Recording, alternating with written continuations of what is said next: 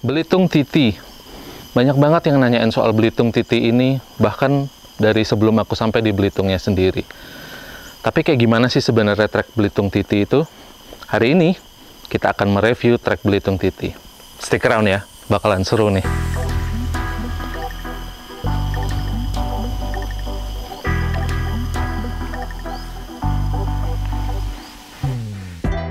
Dan sekarang kita ada di sebelah trek Belitung TT. Garis start ada di belakang, dan treknya menuju ke sana.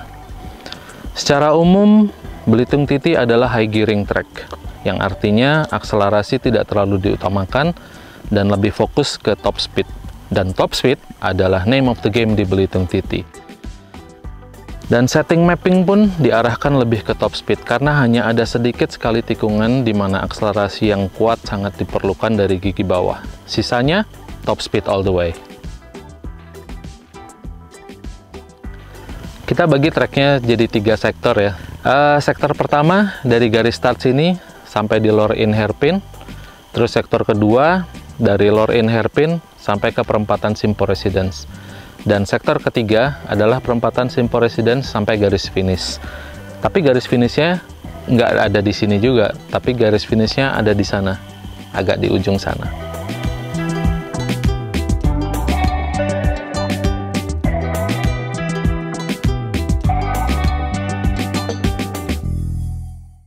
Tapi sebelum kita mulai videonya, mungkin perlu diketahui bahwa Belitung TT ini adalah sebuah enigma, sebuah hal yang banyak orang suka dan sangat menginginkan, tapi mereka nggak ingin itu ada. Nah, bingung kan? Ada banyak cerita dan kontroversi yang menyelimuti event Belitung TT ini dari bahkan sebelum event ini diadakan. Tapi itu mungkin cerita untuk lain hari, karena hari ini kita hanya akan membahas mengenai treknya aja, trek Belitung TT yang disebut-sebut sebagai Isle of Man-nya Indonesia. Dan kita akan review treknya dengan menggunakan onboard video. Sebagai gambaran dan perbandingan, Om Sandi Topan, juara 1 nasional kelas 250cc tahun 2019 ya, bisa menyelesaikan trek ini dengan waktu di bawah 13 detik atau sekitar 12 menit 50 detik kalau nggak salah. Nah, onboard video yang akan kita pakai untuk acuan ini dilakukan dengan street legal speed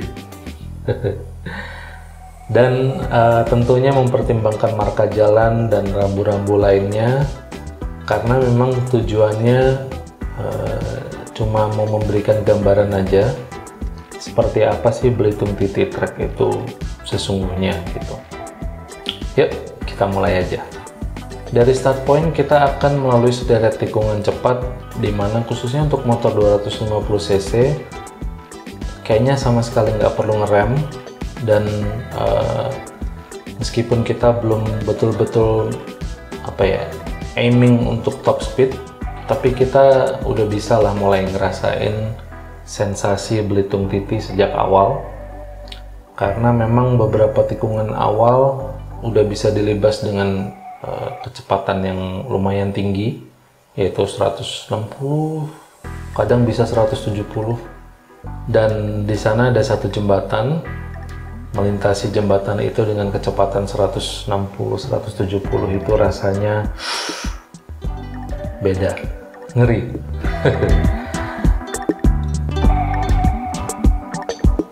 Ini adalah salah satu feature dari Belitung TT, yaitu bumps. Sepanjang trek ini banyak banget bumps seperti ini, dan beberapa diantaranya pas banget di tengah-tengah tikungan atau pas banget di tengah-tengah lurusan, dan pasir ada di mana-mana.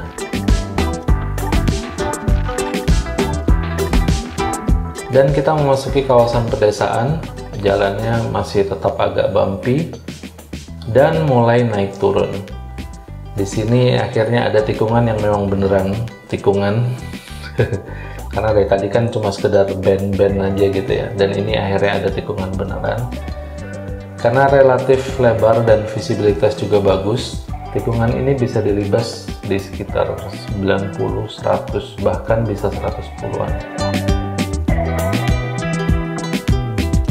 Kita memasuki area Tanjung Tinggi, area yang terkenal dengan pantai dan lautnya yang spektakuler.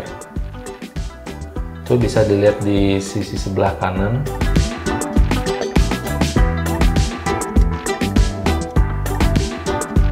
Deket banget sama treknya. Di sini ada satu stretch lurusan yang lumayan panjang. Bisa juga untuk dipakai top speed dan beberapa motor. Kebetulan aku udah lihat beberapa onboardnya, bisa masuk sekitar 200-an juga di sini.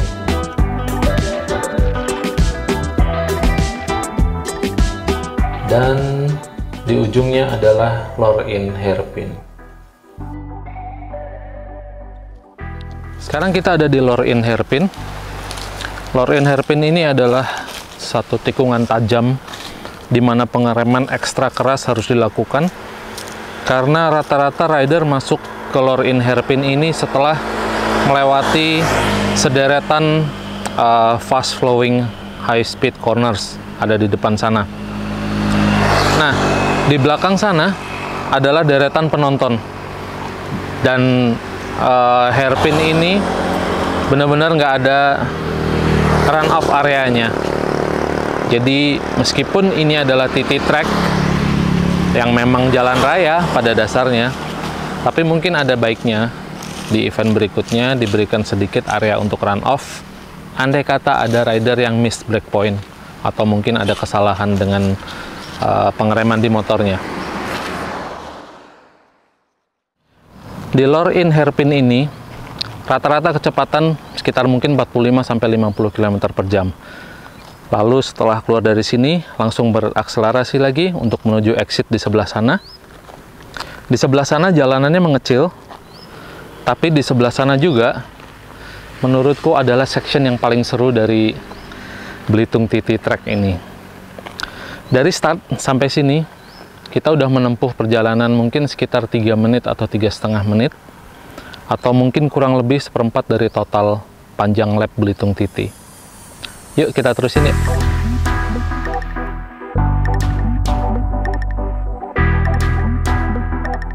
Jalanan setelah Loreen Hairpin secara signifikan mengecil ukurannya dan semakin naik turun.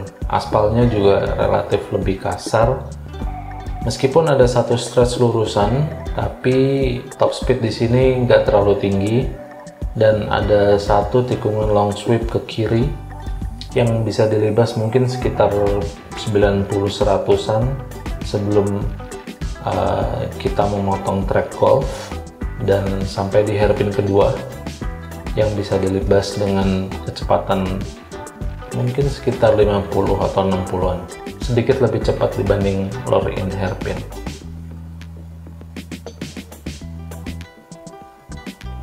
Dan di depannya adalah flowing section yang benar-benar asik banget. Memang secara speed nggak terlalu tinggi, tapi menurutku ya enak banget riding di sini.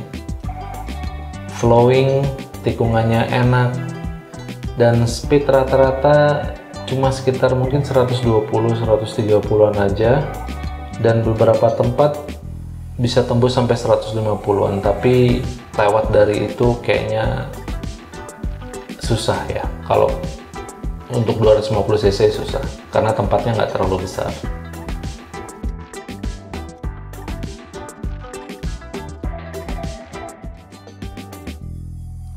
Setelah kita melewati Loreen Hairpin tadi dan ada satu flowing section yang seru banget, sampailah kita di spot ini.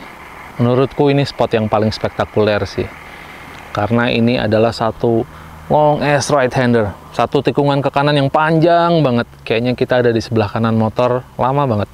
Tapi ini bukan double apex, cuma satu tikungan ke kanan yang panjang banget.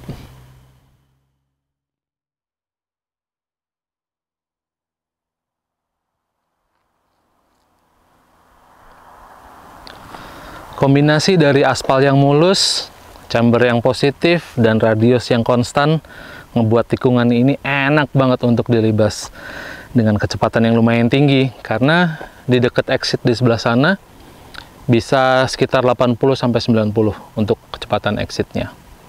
Nah, tapi karena tikungan ini panjang banget, banyak orang yang salah perhitungan, sehingga akhirnya di bagian exit sana terlalu keluar. Jadi harus roll off gas dan akhirnya malah jadi lambat di sini.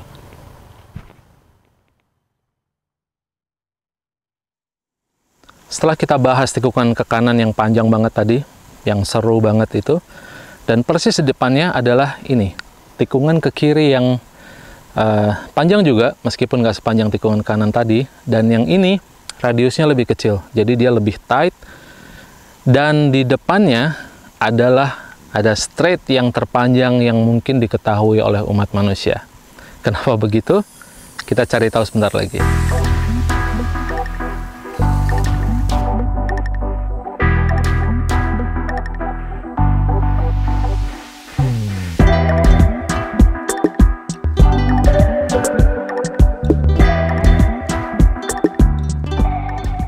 Ya, meskipun secara teknis sebenarnya lebih tepat dibilang isn't straight gitu ya, kalau boleh pinjam nama dari Grand Tour.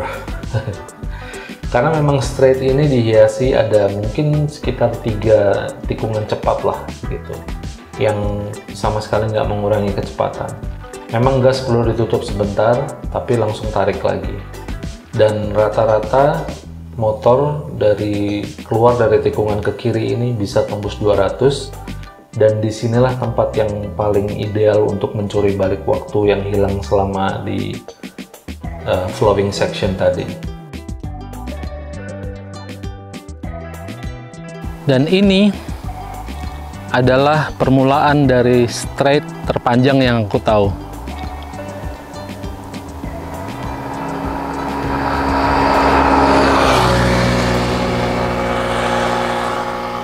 Motor 250 cc bisa geber wide open throttle selama kurang lebih 1 menit 40 detik.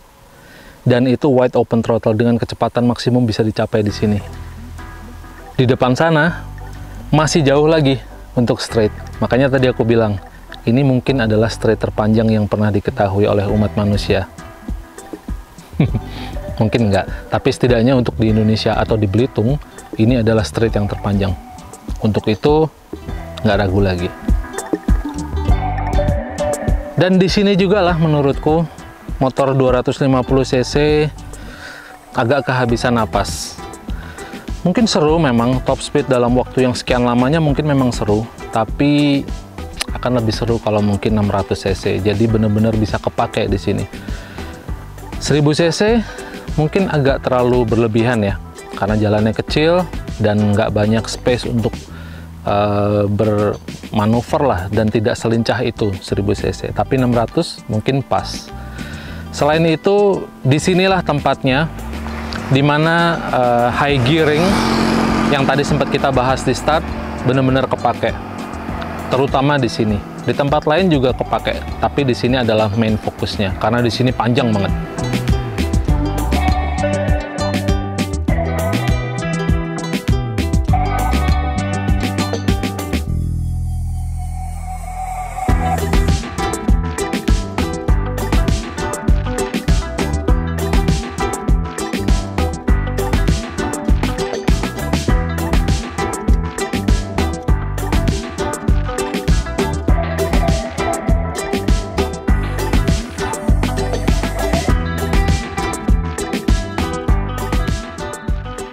Super long S straight tadi diakhiri dengan satu lagi flowing section yang super asik juga, tapi pendek, cuma kanan kiri kanan, tapi oke lah. Ada juga 2 straight yang lumayan panjang, dan sektor ini ditutup dengan flowing section yang berujung di perempatan Simpo Residence.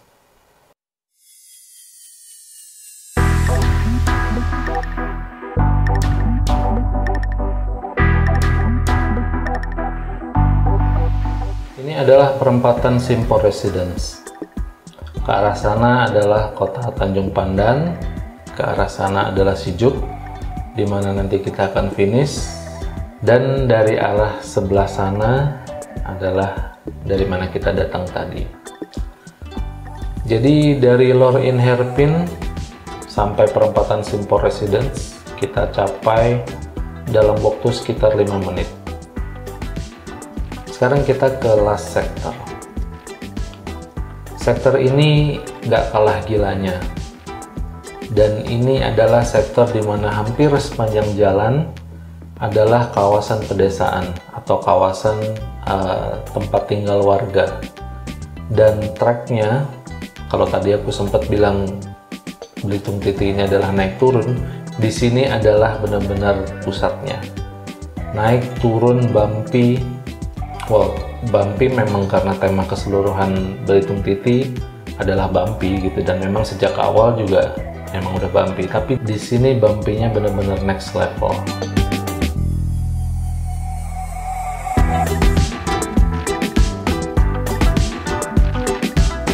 Ada beberapa straight juga di sini. Yang pertama ini agak menanjak, jadi top speed agak susah didapat, tapi 160-170 tetap masuk.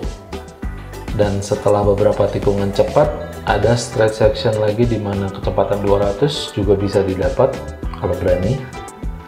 Meskipun ngeri ya sebenarnya, karena ini memang ngelewatin area tempat tinggal penduduk dan padat banget. Dan di sektor ini juga lah tempatnya satu lagi feature dari Belitung Titi, yaitu The Jump. The Jump ini single-handedly membuat Belitung Titi dikenal, tapi tidak dengan cara yang diinginkan. Beberapa crash terjadi di sini dan beberapa juga parah, sempat viral juga di YouTube. Tapi sebenarnya apa sih The Jump ini? Kita lihat yuk. Jadi sebenarnya The Jump ini adalah jembatan sebenarnya. Jadi secara efektif dia hanya gundukan aja. Kayak kita bisa lihat ya. Tapi ada dua faktor yang membuat jumping ini bisa menjadi fatal. Yang pertama adalah gundukan ini lokasinya persis di tengah-tengah satu long straight yang panjang banget dari ujung sana. Jadi kalau misalnya seorang rider dari sana lagi tuck in full speed, dia mungkin tidak akan melihat jump ini. Lalu yang kedua adalah sebelum jump ada satu dip dulu.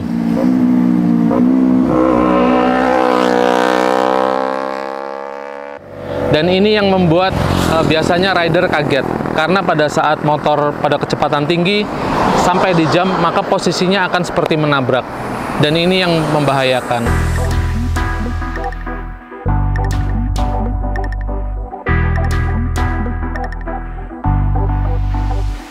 Menurut mereka yang berpengalaman, kalau memang sekiranya udah telat kalau mau ngerem sebelum terbang, mending sekalian gas aja.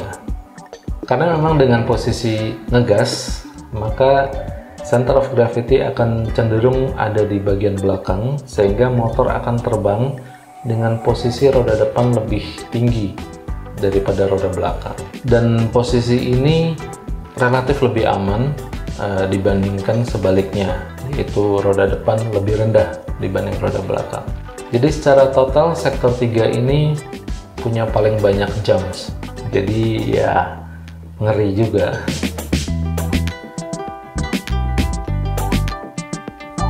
Sektor 3 termasuk juga perempatan Shijuk, di mana kita belok ke kiri untuk memulai stretch terakhir untuk menuju garis finish.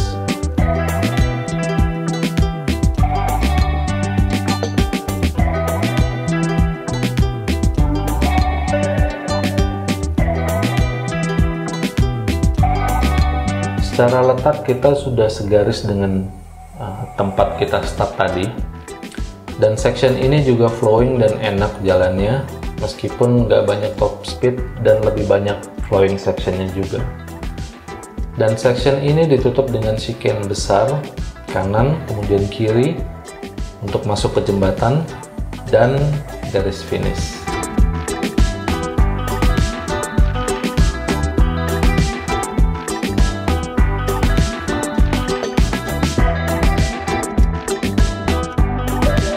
Well, itu tadi adalah satu lap Belitung TT. Sayang ya, tahun kemarin dan tahun sekarang Belitung TT ditiadakan. Semoga di tahun depan dan seterusnya bisa diadakan lagi, karena benar-benar seru banget. Oke, dengan demikian, back to studio. Yakin nih, masih pengen nyobain Belitung TT? Secara umum, kondisinya kayak tadi aku bilang, super bumpy, banyak banget bumpy-nya dan di mana-mana. Banyak banget pasir, ya wajar juga karena memang daerah ini memang di pinggir laut beneran. Riding di track ini bener-bener melelahkan. Beda banget sama riding di closed circuit.